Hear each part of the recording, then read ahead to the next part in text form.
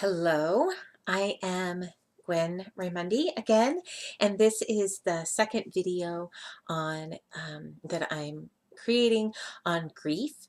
The first was last week, and it was about loss.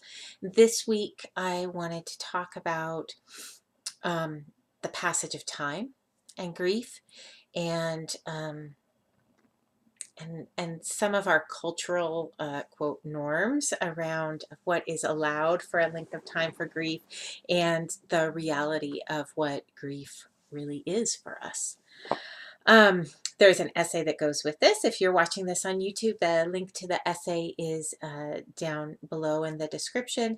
If you're reading this on my blog, then it's the video is embedded down there at the bottom.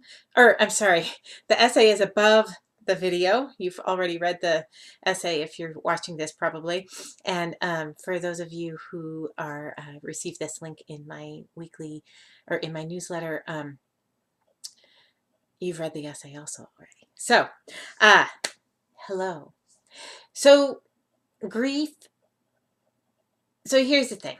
So in our culture, we are incredibly uncomfortable with discomfort, right? We don't like to be uncomfortable. We don't like to feel pain. We don't like to feel agitation. We don't like to feel even simple discomfort.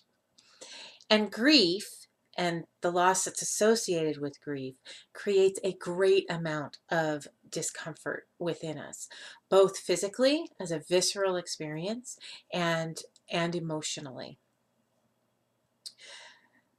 There is I worked for, when I was in engineering, one of the benefits at the company I worked at, and actually they had great benefits, but one of the benefits was 3 days of bereavement pay. 3 days. 3 days isn't enough time to plan a memorial service, let alone grieve someone who's deeply important to you who just died. The DSM says that we need to start exploring the possibility of a complex grief disorder with a client if their grieving has lasted more than 6 months. We have friends and family who have the best of intentions and want us to feel better already, right? Well, it's been 3 months. Why aren't you better? Why are you still sad, right? It's been 3 weeks. Why are you still sad, right? It's been 6 months. It's been a year. Why are you still sad?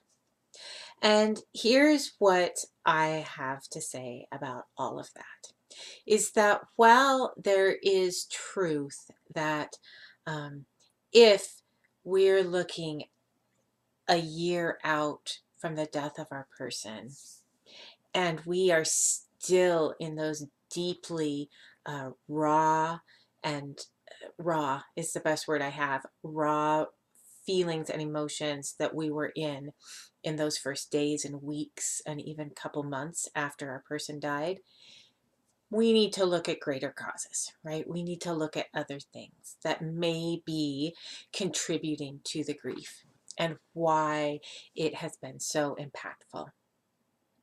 However, the reality is that grief is a lifelong process. When someone significant to us dies, they're dead, right?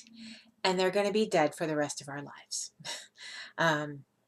Unless the zombie apocalypse, right? And yet, I'm doubtful that will be happening anytime soon, at least not in my lifetime.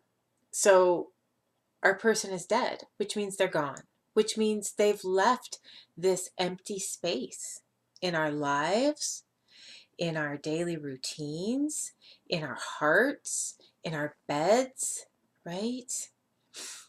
At our dinner tables, right? They're gone and they've left this empty space. They've left a hole.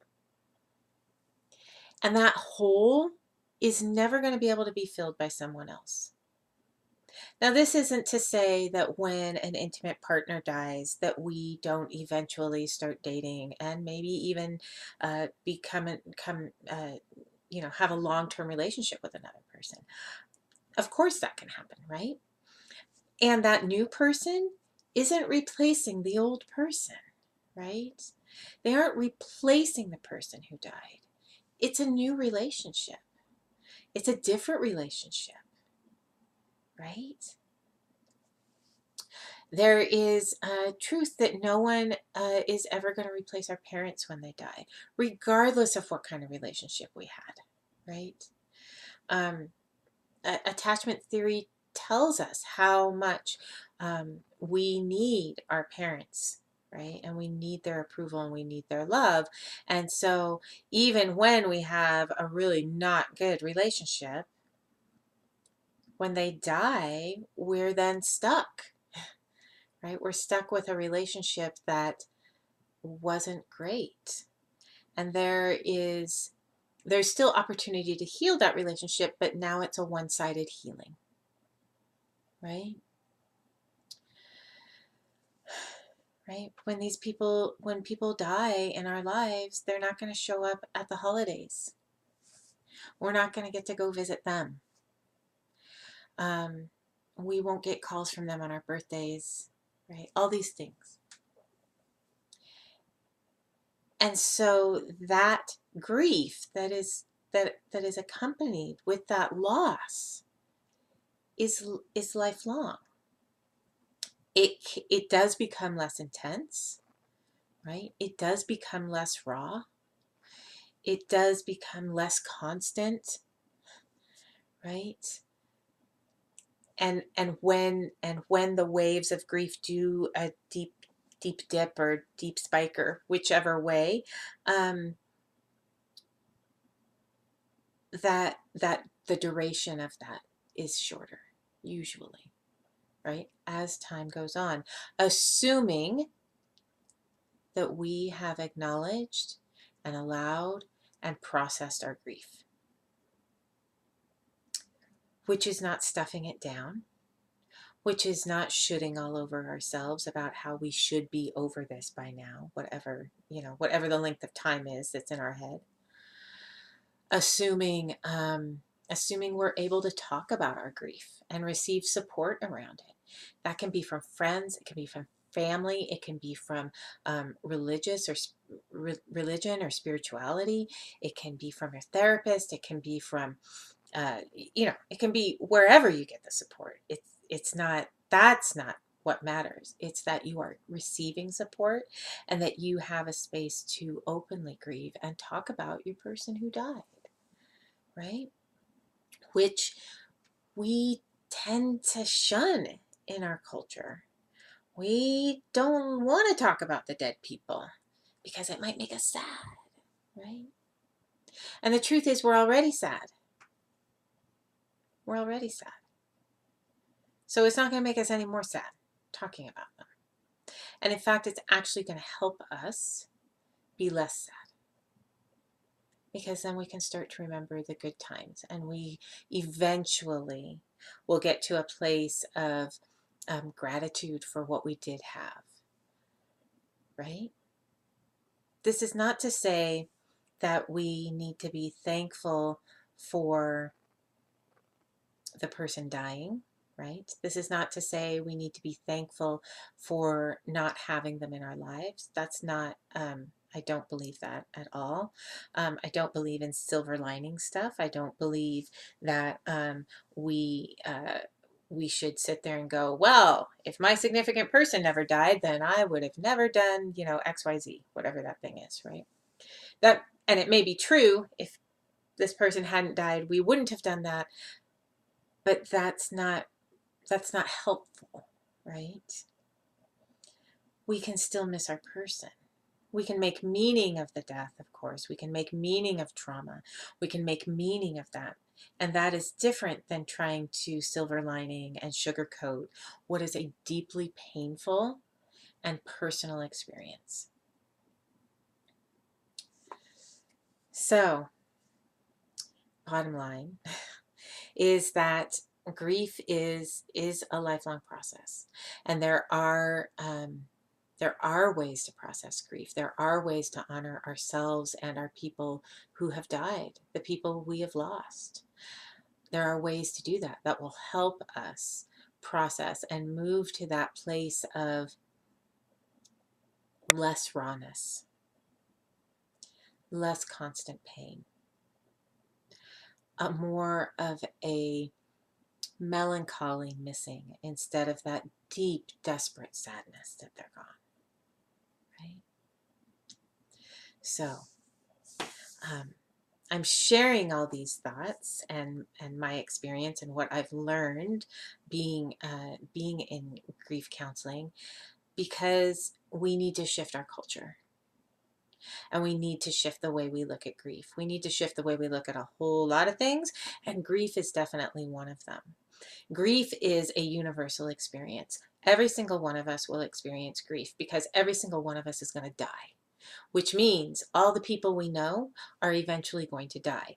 We may or may not be around when that happens, right? But we will probably be around when at least one of the people we know dies. And we need to learn how to process that and how to embrace that and how to accept that and how to not feel like there's something wrong with us because it's 10 years later and we still miss our person. Right? It's been over 9 years since my mom died, and I still miss her. Now, it's not as raw as it was 9 years ago, right? The times that I think, oh, I need to tell mom this, right, are much fewer than they used to be.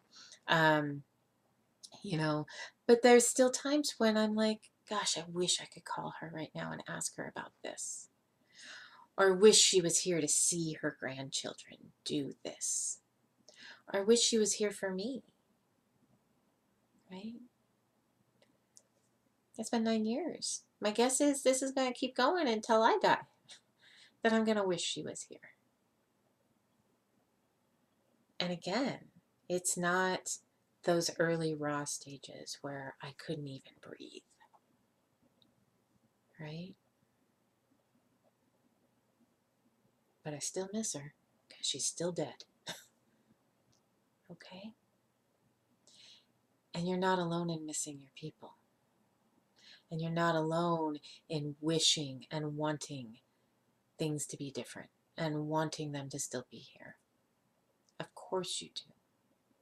If you didn't, right, you wouldn't be grieving them. If they didn't matter to you, this wouldn't be the process, right?